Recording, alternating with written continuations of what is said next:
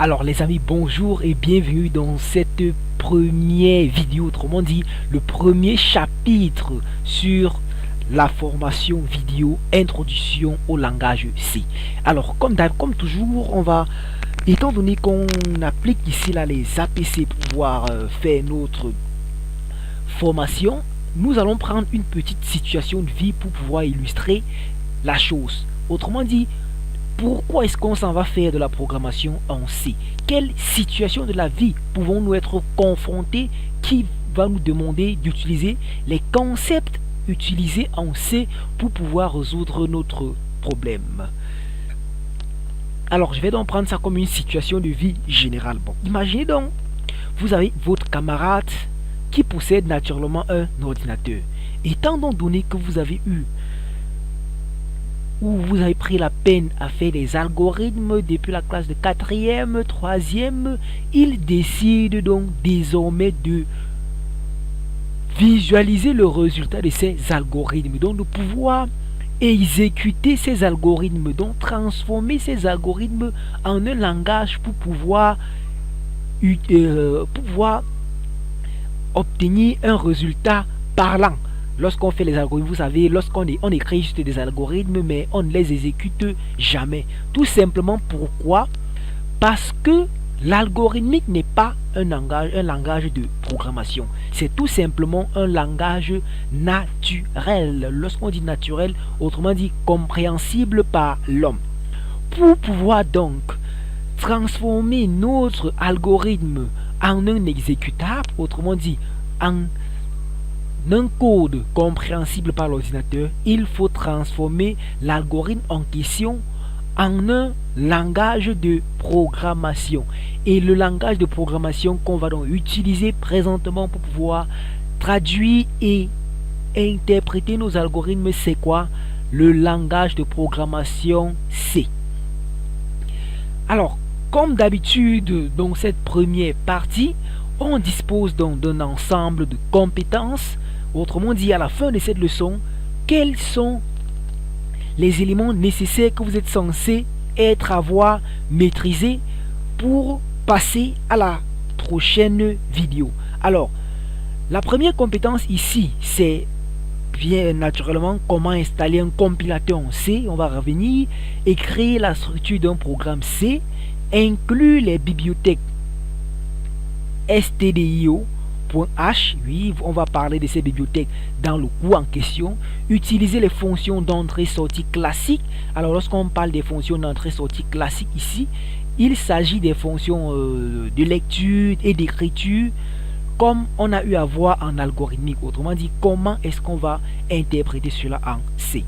Alors, comme prérequis pour cette leçon, il est question pour vous, comme j'ai dit dans la vidéo d'introduction, de donner les éléments essentiels d'un algorithme, autrement dit, de maîtriser les bases de l'algorithmique, savoir écrire un algorithme pour résoudre des problèmes mathématiques et physiques. Donc, si vous êtes en première, vous êtes censé maîtriser quelques algorithmes pour résoudre des problèmes physiques niveau première et mathématiques niveau première. Alors,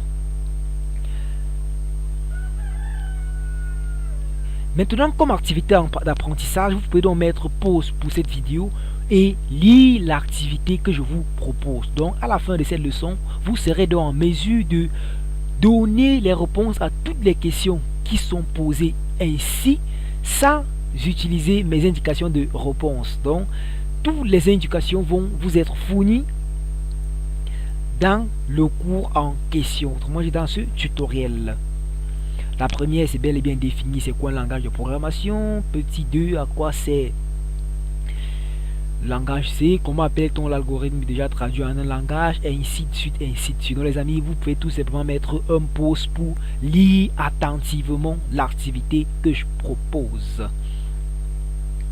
Alors, on va commencer cette partie, étant donné que nous sommes débutants des bleus en programmation, par donner ou par définir quelques concepts. Le premier concept qu'on va définir ici, c'est la notion de programmation. Étant donné qu'on parle de langage de programmation en C, c'est d'abord quoi le petit mot programmation? Alors, la programmation, c'est quoi? C'est la traduction d'un algorithme en un langage de programmation. Alors, j'espère que c'est facilement compréhensible. Vous disposez d'un algorithme et vous voulez donc trouver un moyen pour transformer cet algorithme dans un langage de programmation. Donc cette procédure est donc appelée programmation. La deuxième définition qu'on va voir ici, c'est langage de programmation. Alors, un langage de programmation, c'est tout simplement un ensemble de mots et symboles permettant d'écrire un programme. Lorsqu'on dit ensemble de mots et symboles permettant d'écrire un programme, il s'agit de quoi? D'un ensemble de caractères ou bien un ensemble de syntaxes que vous allez respecter pour pouvoir traduire votre algorithme en un langage de programmation. Troisième définition, c'est quoi un programme? C'est tout simplement une suite d'instructions écrites dans un langage de programmation quelconque et permettant de réaliser une ou plusieurs tâches. Prochaine définition, on va parler donc de quoi? De compilateur.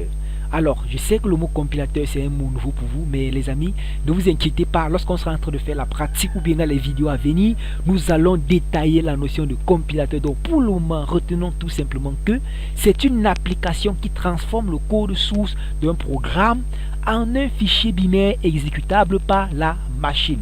C'est-à-dire, vous avez votre programme, votre algorithme écrit en un langage de programmation, par exemple C, lorsqu'il est transformé par un élément qui peut être exécuté par la machine appelé exécutable, alors c'est le compilateur qui permet de le faire.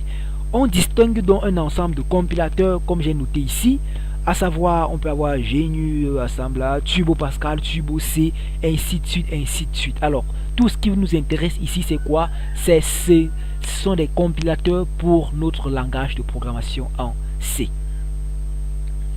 Alors, naturellement, pour écrire dans des programmes, il faut au préalable installer des différents outils.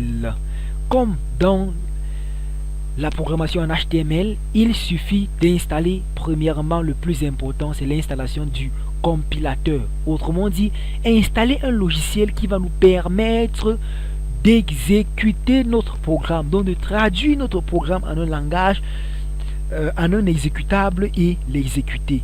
Et ce logiciel, c'est quoi? C'est un compilateur. Mais vous allez remarquer par la suite que il y a la possibilité de faciliter la tâche. Donc certains compilateurs sont déjà disponibles sur plusieurs systèmes d'exploitation. Donc on va rapidement évoluer, nous intéresser uniquement à ce qui nous concerne. Alors tout ceci, c'est juste pour un peu élargir vos connaissances. Maintenant, vous allez donc remarquer lorsqu'on sera en train de faire d'écrire des programmes en C, que certains compilateurs seront directement intégrés dans ce qu'on appelle un environnement de développement. En parenthèse, c'est quoi? C'est IDE. Alors IDE qu'on voit ici signifie Integrated Development Environment ou encore environnement de développement intégré en français. C'est quoi tout simplement? C'est un logiciel qui regroupe tous les composants, autrement dit tous les petits logiciels qui vont vous permettre d'écrire et d'exécuter vos programmes C, à savoir un compilateur, celui qui va compiler votre programme, un éditeur de texte où vous êtes censé saisir votre code, et un débogueur, alors celui qui va donc permettre de fouiller les éventuelles erreurs. Il suffit donc de cocher lors de l'installation de ces IDE. Comme exemple d'IDE, on peut avoir l'IDE CodeBlock, l'IDE Visual Studio, et ainsi de suite. Alors, mais les IDE qui vont nous être utiles dans notre formation, c'est quoi? CodeBlock uniquement, et je vais citer un autre IDE qui est ici quoi? DevC++. Alors, si on vous pose la question à savoir quels sont les logiciels dont vous avez besoin pour pouvoir écrire et exécuter un programme C, les amis, c'est n'est rien d'autre que le logiciel ou IDE CodeBlock que voici et un autre logiciel DevC++.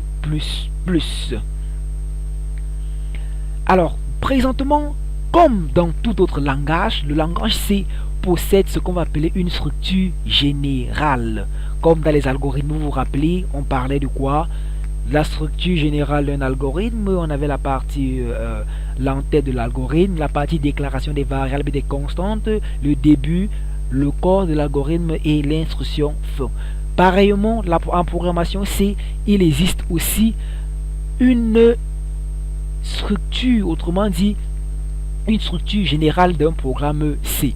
Alors, retenez tout simplement que on va d'abord commencer par une petite définition qui est le mot quoi? Expression. Une expression, c'est quoi? C'est tout simplement une suite de composants élémentaires syntaxiquement corrects. Autrement dit, en algorithmique, on avait des instructions de lecture, les instructions d'écriture, des instructions d'affectation, ou aussi des instructions mathématiques, ainsi de suite. En langage C, nos instructions doivent être séparées par des points-virgules. Donc, toujours se terminer par un point-virgule. Donc, le point-virgule marquera toujours la fin d'une instruction. Un programme n'est qu'une collection de fonctions associées d'un ensemble de variables globales. Ainsi, un programme est structuré comme suit. Alors les amis, pour le moment, essayez tout simplement de retenir la structure. Pendant la partie pratique, vous allez exactement voir comment ça fonctionne. Premièrement, ici, on vous demande de spécifier ce qu'on appelle les directives de préprocesseur, déclaration de variables externes, fonction secondaire, la fonction int, main, ainsi de suite. Alors on va expliquer rapidement ce que tout ça signifie. Lorsqu'on parle des directives de préprocesseur, ici là, il s'agit de quoi? De quelques fonctions qu'on va insérer dans notre programme qui vont nous aider à résoudre certains petits problèmes ou bien à utiliser certaines fonctions intégrées à notre IDE. Après on parle des déclarations des variables externes. Bon, vous savez ce que c'est qu'une variable. On parle ici des fonctions secondaires et ainsi de suite. Alors les amis, ne vous cassez pas trop la tête. En pratique, ça va couler comme de l'eau de roche. Alors, lorsqu'on s'en va nous expliquer, vous allez remarquer, dans la structure générale, il y a eu ce que j'ai appelé quoi? La fonction int-main. Elle se nomme donc quoi? L'entête. Elle précise ce qui sera décrit à sa suite et en fait la partie principale. Autrement dit, la fonction int-main que vous avez vue dans la structure d'un programme C, c'est la partie d'entrée d'un programme C. Autrement dit, c'est appelé la fonction principale du programme. Le programme principal proprement dit est constitué des variables internes et des instructions et vient à la suite de cette entête. Il est délimité par des alcoolates. Donc, lorsqu'on parle par exemple du programme principal, int-main, on possède les alcoolates. Alors, regardez donc l'image que je vais vous montrer ici. Les deux images ici, je vais aller vous expliquer. Ceci, comme vous voyez là, c'est un exemple au programme C. Voici par exemple ce que j'ai appelé les directives de préprocesseur. Comme exemple de directive, on a parlé de quoi? D'une inclusion. Bon, pour inclure ce qu'on appelle un fichier d'entête, on utilise la fonction diez-include. Maintenant, le fichier d'entête qui va nous permettre de gérer les entrées-sorties, c'est quoi? Le fichier stdio.h. Ça signifie quoi? Standard Input Output. Donc, c'est lui qui va nous permettre d'utiliser les fonctions de lecture, d'écriture et d'affichage. Maintenant, pour écrire donc notre programme C, on commence par écrire int main, entre parenthèses, on met void, qui est le type de retour, qui est le 8. On met void pour dire que la fonction ne retourne rien. On ouvre les alcoolates, comme vous voyez là. On ouvre les alcoolates et c'est entre les alcoolates qu'on dépose notre programme C. Ça, c'est par exemple un petit programme C qui permet d'afficher bonjour le monde. Alors, parlant par exemple des directives de préprocesseur, ici on peut inclure, si on veut gérer les entrées-sorties, on va inclure la directive input-output.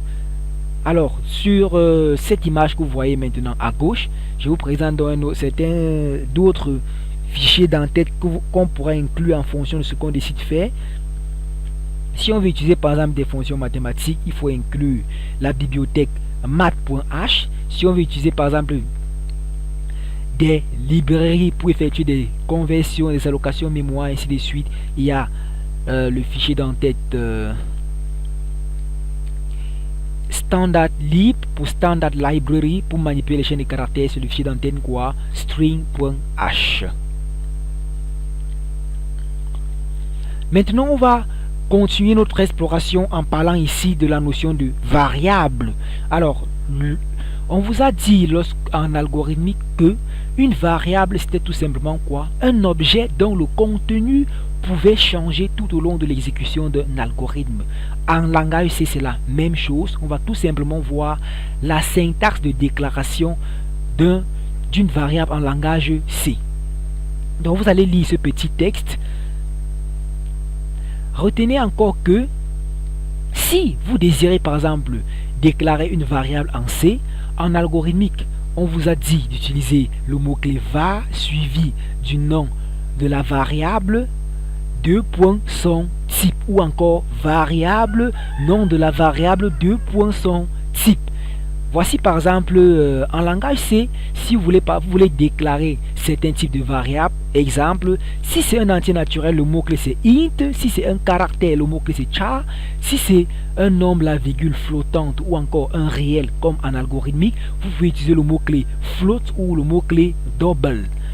Maintenant ici, ça c'est une partie où je vais vous montrer comment est-ce que vous pouvez faire pour déclarer des variables en C.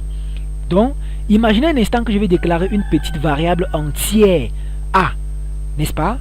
En algorithmique, je suis censé faire quoi?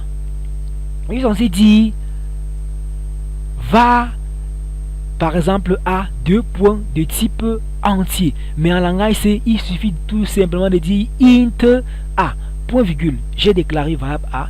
Si je veux déclarer une chaîne de caractères, je dis char A, je finis par le point virgule. Maintenant, on va continuer notre exploration en voyant ce qu'on appelle par exemple les opérateurs en langage C. Autrement dit, quel est donc le rôle des opérateurs? En quoi est-ce que ces opérateurs doivent nous être utiles lorsqu'on serait en train de programmer en C? En langage algorithmique, on a été confronté à des problèmes où il fallait utiliser par exemple des fonctions mathématiques, comment faire la multiplication, comment faire la division, ainsi de suite. On a utilisé des symboles naturels. Maintenant, en programmation C, on va utiliser encore certains symboles. Lorsque vous regardez le tableau-ci, ça présente un ensemble des opérateurs, ces symboles, et ainsi de suite. On va commencer par exemple par le symbole d'affectation. En algorithmique, l'affectation c'était un signe inférieur, donc une flèche renversée. En programmation C, l'affectation va être utilisée avec le signe égal. Le reste de la division euclidienne, autrement dit le modulo, ça s'utilise avec le pourcent. Ceci est le modulo en C. La multiplication, ce n'est pas avec la croix, mais c'est plutôt avec étoile. Si vous voulez dire inférieur ou égal, voilà comment ça s'écrit. Inférieur égal suivi. Égal, ça on utilise la double égalité qu'on voit là. Différent, on met un point d'exclamation égal. Le et logique, c'est le 2 et commercial. Le ou logique, c'est les deux barres comme vous voyez, ainsi de suite. Prochaine partie dans cette vidéo, on va parler ici là des fonctions d'entrée-sortie en C. Alors, il s'agit de quoi? Lorsqu'on parle des fonctions d'entrée-sortie en C, il s'agit de quoi concrètement? Les fonctions d'entrée-sortie ici, c'est tout simplement les fonctions qu'on a, les instructions de lecture et les lectures d'écriture que vous avez par exemple vu en algorithmique. On commence par exemple par les instructions quoi de sortie.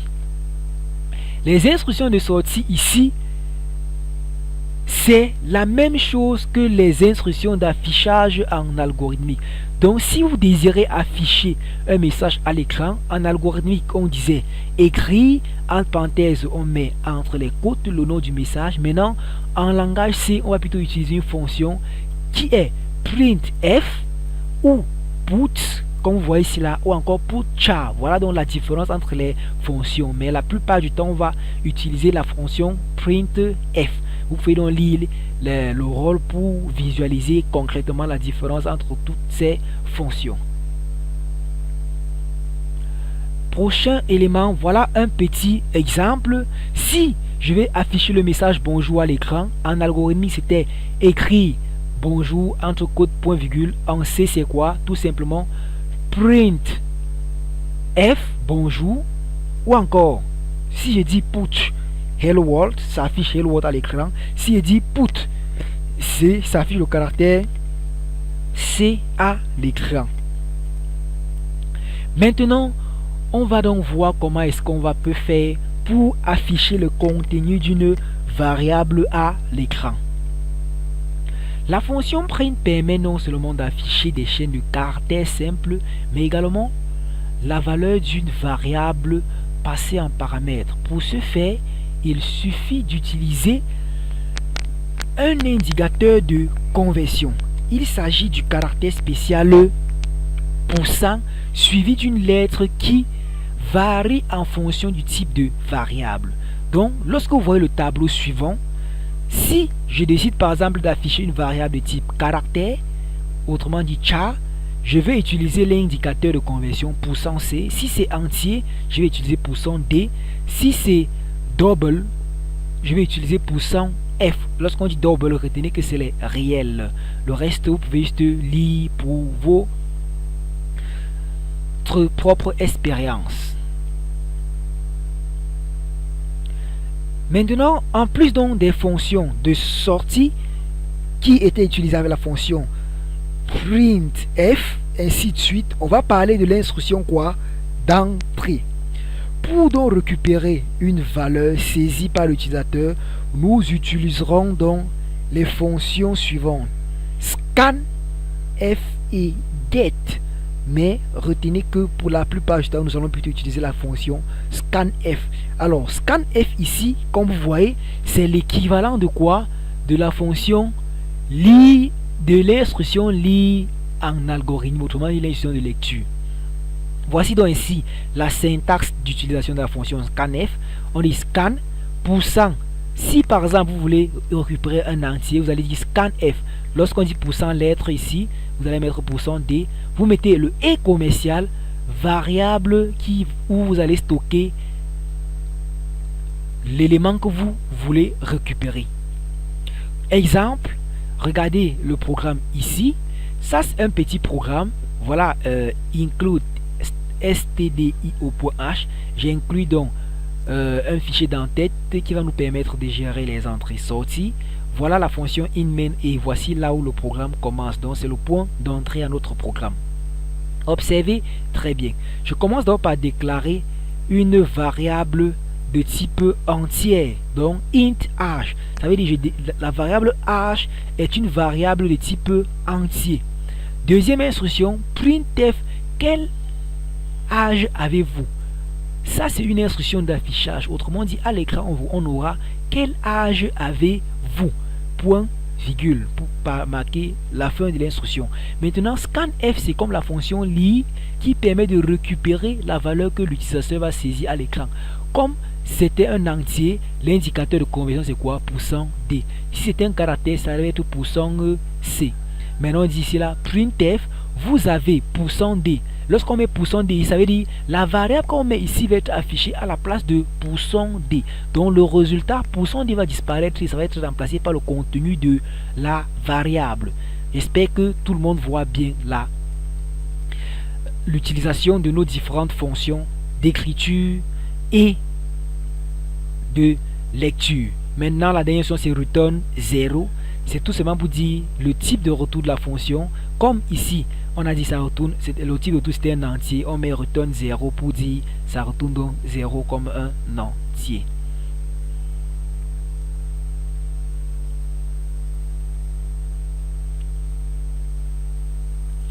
Alors, merci les amis d'avoir suivi cette première vidéo ou ce premier chapitre consacré à la programmation en C.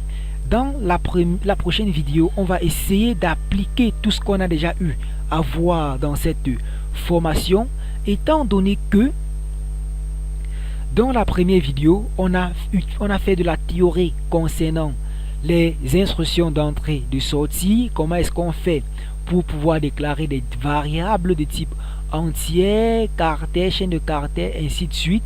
Maintenant, dans le prochain chapitre, on va passer rapidement à l'application, autrement dit, écrire des petits programmes pour pouvoir utiliser les fonctions qu'on a vues dans cette première partie. Alors, merci donc les amis d'avoir suivi cette vidéo. Je vous donne rendez-vous à la prochaine vidéo. Restez concentrés. Ça va donc faire la pratique dans la prochaine vidéo. Merci à vous.